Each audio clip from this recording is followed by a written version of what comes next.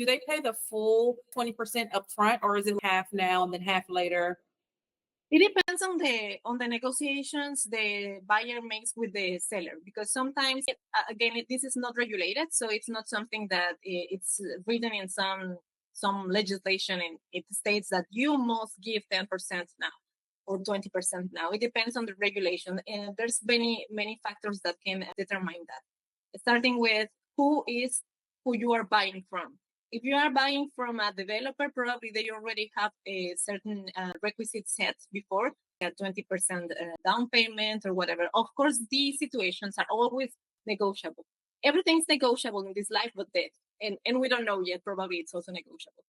So if you are purchasing to a particular or to a person, an individual, so it's easier to negotiate these down payments. I've had clients who've given 5% down payment, another one's 50%. So there's a lot of factors that are involved in determining this amount.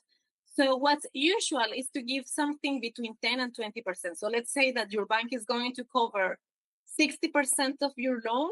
So of course you have to be paying 40% from your own funds, but it doesn't mean that you have to give it upfront. So at the very beginning, when closing the deal and having the promissory agreement, you can give 10% or put 20% down, but I wouldn't recommend to have any larger amounts put down before having the final deed. So consider about 10 to 20% upfront when signing the promissory agreement.